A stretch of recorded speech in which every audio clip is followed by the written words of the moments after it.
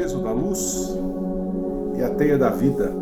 Hoje abordaremos um assunto que ele requer um pouco de atenção, gera às vezes uma certa controvérsia por uma questão de definição, mas que ao nosso entendimento é algo importante para que nós possamos avançar no caminho que nós nos propusemos, né? Diz respeito às diferenças entre os nossos sentimentos e as nossas emoções. Antes de uma definição clássica do que é um sentimento, do que é uma emoção, ainda que a meu ver isso não importe nesse momento, é importante salientar algumas diferenças, né? Por uma questão muitas vezes da maneira que nós falamos ou da forma que nos expressamos, nós não conseguimos colocar de uma maneira bem clara o que é um sentimento e o que é uma emoção.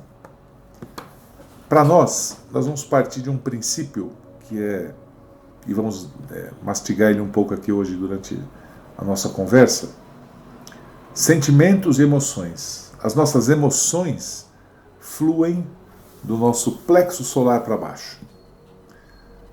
A meu ver, é a tentativa de trazer para o plano físico os nossos sentimentos, que vibram do plexo solar para cima. Os nossos sentimentos provêm do nosso coração. As nossas emoções provêm do plexo solar e daí para baixo. Isso pode parecer uma diferença sutil, mas ela se manifesta, a meu ver, de maneira bem clara quando eu abordo um conceito, por exemplo, como o amor. O amor enquanto sentimento é quase inatingível pelo meu intelecto e pelo meu corpo. Mas o amor enquanto emoção, enquanto paixão, furor, desejo, é muito mais tangível e palpável para o meu ser. Essas mudanças, apesar de simples, elas se mostram não só através dos meus sentimentos e emoções, como também através do meu organismo. A maneira que o meu corpo reage quimicamente, a maneira que o meu corpo reage interagindo com o meio, transforma-me muitas vezes num anjo ou num demônio, né? Portanto, saber lidar e saber entender sobre essas diferenças e o nosso objetivo, a nossa busca, o ponto final, é muito importante para que a gente consiga avançar nas nossas discussões. Claro, eu inclusive estava colocando para você que é extremamente complexo para muito de nós, né? É extremamente complexo diferenciar o que é emoção, o que é sentimento. Isso requer um treinamento, né? Sim. E o porquê que nós estamos trazendo essa questão da fisiologia do corpo dentro desta conversa, né? A gente veio falando um pouquinho da teia da vida e como que nós nos conectamos com o todo, né? Com aquilo que está ao nosso redor, aquilo que emanamos para o universo, aquilo que a gente gera para outro ser humano, enfim, como que a gente se conecta, né, com quem está ao nosso redor. E aí que vem essa importância da fisiologia do corpo, né? Porque a emoção, sem dúvida nenhuma, ela reverbera muito mais energeticamente do que o sentimento, né? E aí eu preciso tomar cuidado, porque quando eu transformo um sentimento em uma emoção, por exemplo, estou ouvindo uma notícia, né, de que um determinado político novamente roubou, etc, etc, né? Se eu, ao ouvir, através dos meus sentidos, não é, eu entro numa frequência de raiva, olha, de novo esse miserável, etc, né? Eu estou automaticamente o quê? Trazendo um estado emocional forte, de ódio, de raiva, né? Estou usando todo o meu sistema energético do corpo vibrando, né, no sentido emocional negativo e jogando ao meio ambiente, né, essa sujeira toda que a gente vem falando já nos podcasts anteriores. Agora, eu posso ouvir a mesma notícia e tratar isso num campo de sentir apenas. Ou seja, também o sentir gera uma certa frequência vibracional, mas não tão densa quanto a emoção, não é? Eu, ao ouvir a notícia desse político, né, eu posso simplesmente dizer, puxa, de novo, outra vez, né, entender, apenas entender o fato, sem o julgamento, sem eu entrar na busca por uma vingança, né?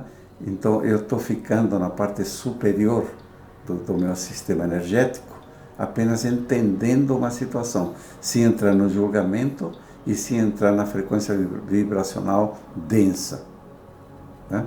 Isso para uma situação que vai fazer mal para meu corpo, porque estou encharcando meu corpo com cortisol, etc., né? E estou irradiando ira, raiva, etc., né? Agora, quando eu ouço, por exemplo, uma música que me desperta uma frequência de amorosidade, né, eu posso transformá-la numa emoção. Para quê? Para irradiar frequências positivas, né? Então, eu ouço uma música que me desperta, por exemplo, uma música bastante popular que gera um estado de felicidade, como as 4 estações, por exemplo, né? As 4 estações de Vivaldi é uma frequência, vibração bastante alegre, né? Que gera felicidade. Eu posso também apenas reconhecer a música e ficar no sentimento, mas não.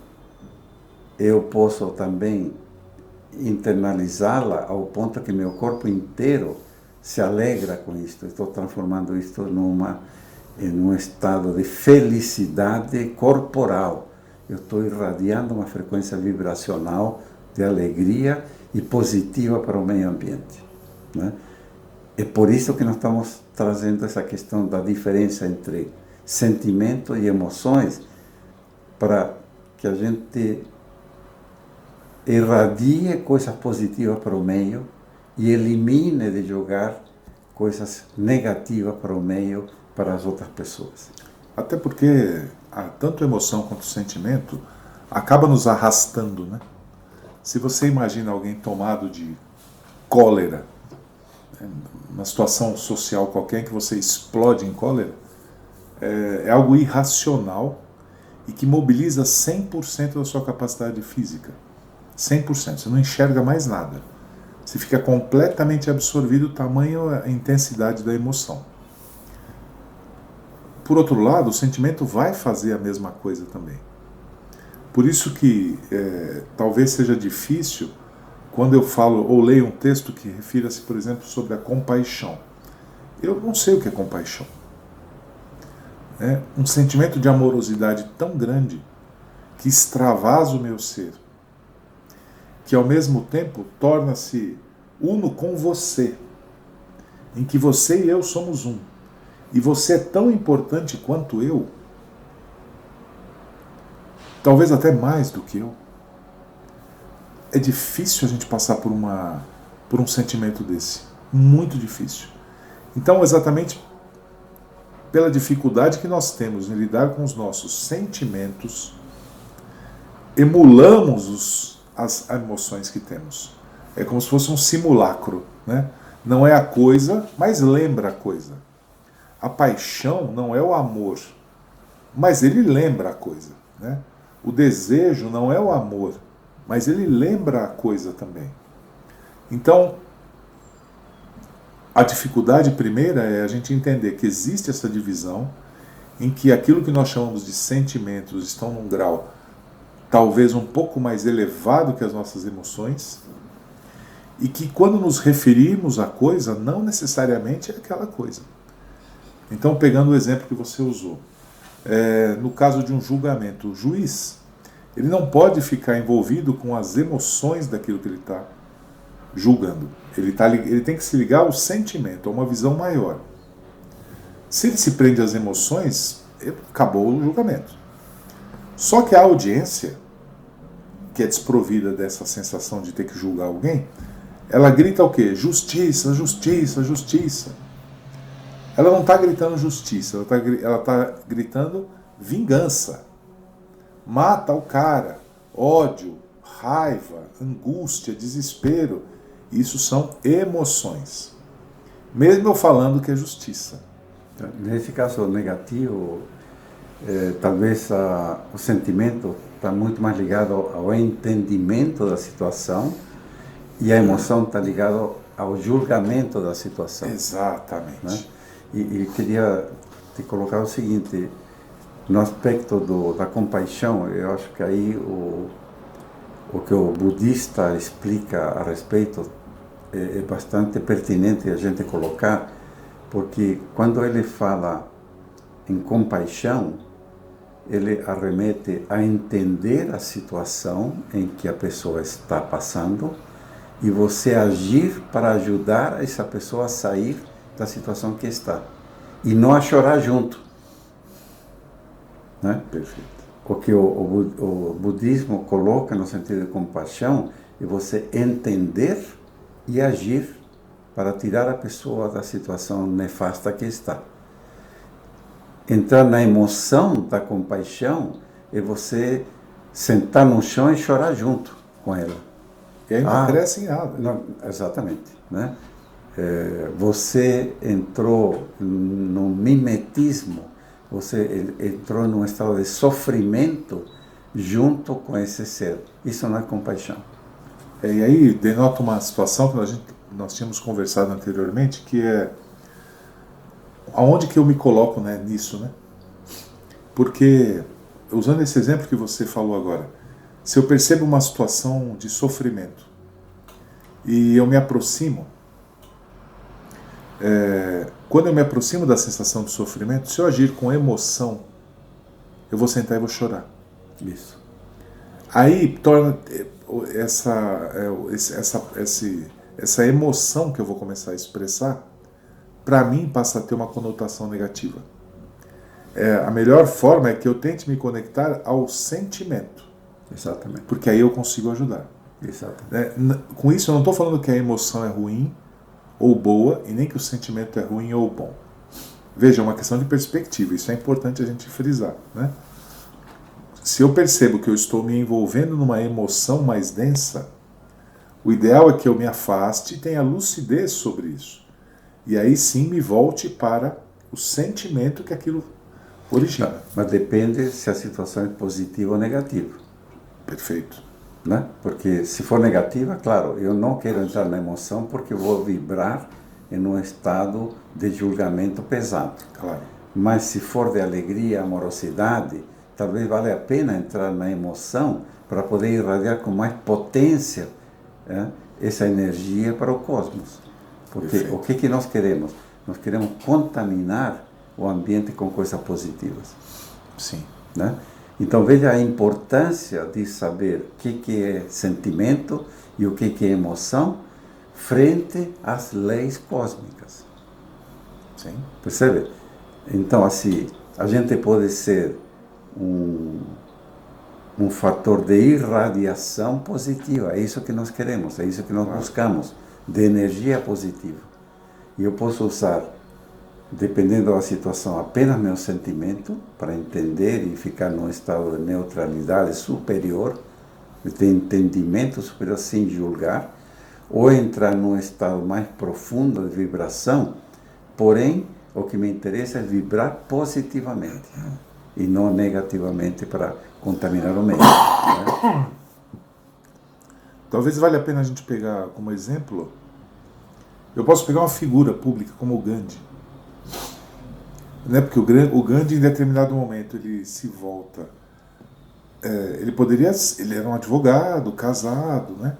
Uma vida estabelecida, lutando ali, as dificuldades dele, mas ele percebe que em algum momento, talvez a luta dele devesse ser outra. Né? Em que momento a pessoa que está ao meu lado e aquilo que ela passa também começam a me incomodar? Então percebe? Começa a haver uma sensação já de sentimento pelo outro. Uhum. E o sentimento não tem barreiras, né?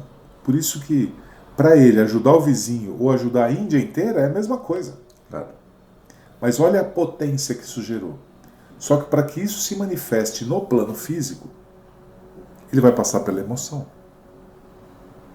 E aí você tem a noite das cabeças rachadas, né? Você tem toda aquela postura de fazer o jejum, e que a princípio você fala, pô, são práticas negativas. Pelo contrário, é o que você falou, né? Ele se reveste de uma couraça de emoções tão elevadas.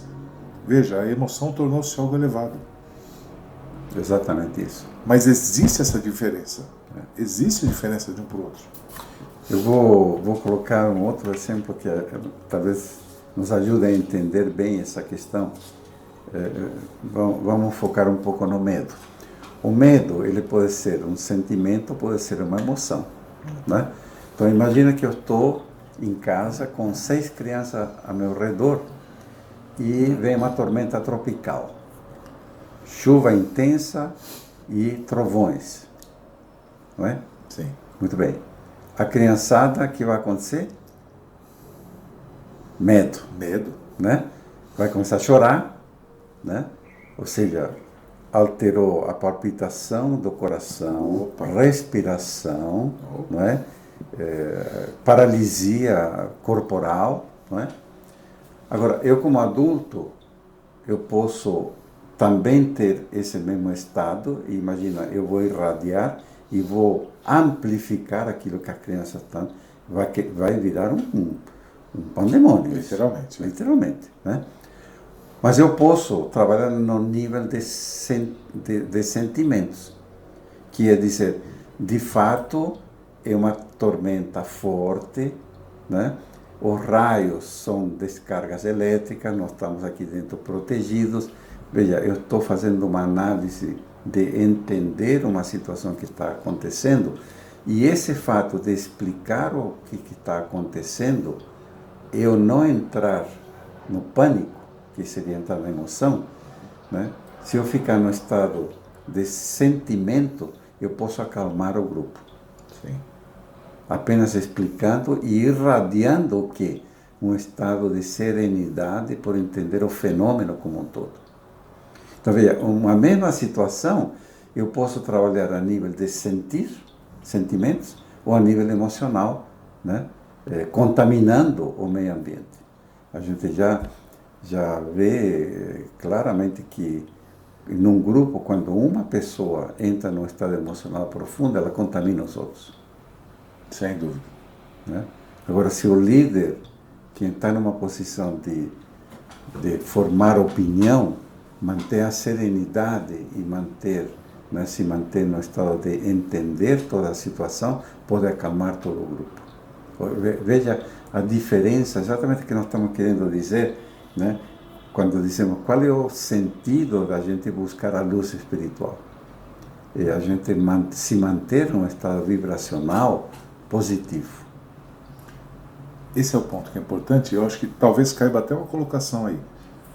Eu diria que a emoção é de graça. O sentimento é fruto de trabalho. Exatamente. Exatamente. Porque você não... Mas eu posso usar a emoção para contaminar positivamente. Com certeza. Né? O problema é que como a gente não tem esse discernimento e não tem a prática, né, de estudar meu corpo, eu simplesmente as emoções tomam conta, né, e eu não controlo. O que nós estamos propondo é que através deste conhecimento passemos a controlar, né, aquilo que colocamos para fora.